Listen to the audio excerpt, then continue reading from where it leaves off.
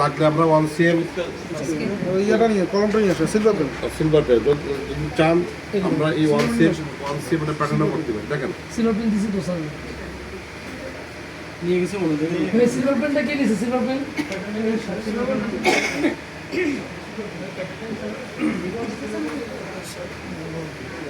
তাইলে আমরা 1 cm বের করবো কীভাবে? এই আমার ছিল মার্ক করে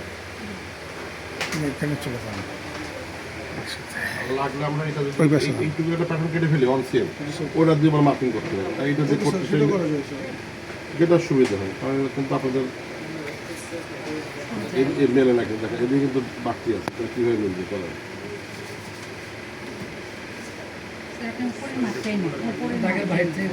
না না এই যে চামড়া কিন্তু ছোটো বড় আছে ঠিক আছে হ্যাঁ তাইলে এই বরাবর আমার একটা প্রয়োজন তো মার্কসটা তো আলাদা করবো না তাই না সেকেন্ড পার্টটা কোথায় এই আমরা এখানে এক্সএমের দাগের জন্য ডাবল সাইড কল দিয়ে এই জায়গায় বসে দিই দুই পাশে ক্লিয়ার বসানো হবে এখন ক্রেডিট কার্ডটা করে ক্রেডিট কার্ড দেবেন কার্ড দেন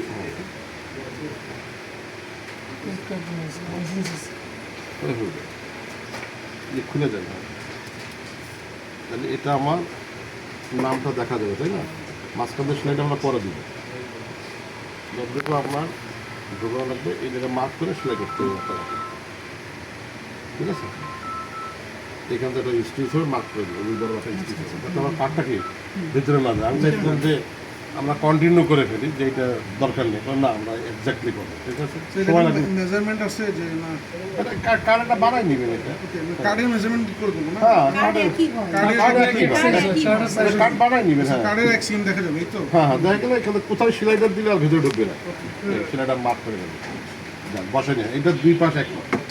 এই যে এই দুটো একই যেহেতু প্যাটার্ন একই এই তিনটা একই পরেরটা বসবে কীভাবে দেখো এই সাফেদ ভাই পরেরটা বসে দিয়ে সেলাই হয়ে গেল হ্যাঁ এটা এটা আপনার একটা সেলাই করে নিয়ে যাবে দুইটা হ্যাঁ সেকেন্ডটা এটা কিন্তু 1 cm যদি হয়ে থাকে সেকেন্ডটা কিন্তু আমার মেজারমেন্ট নেবো এই যে প্যাটার্ন দিয়ে সেম আবার বসাই দেবো দেখেন এটা কাটার উদ্দেশ্য কী ছিল দেখেন একটা পর একটা বসলো না ক্লিয়ার ডাবল হয়েছে দেখেন তো এই জন্য আমরা কাটছিলাম আগে একটা বসে এই হ্যাঁ আগে একটা বসে সেলাইটা নেই পরে আমরা এটা বসাই দিই এটা বসে আর সেলাই লাগবে না সেল লাগবে না। হ্যাঁ ঠিক আছে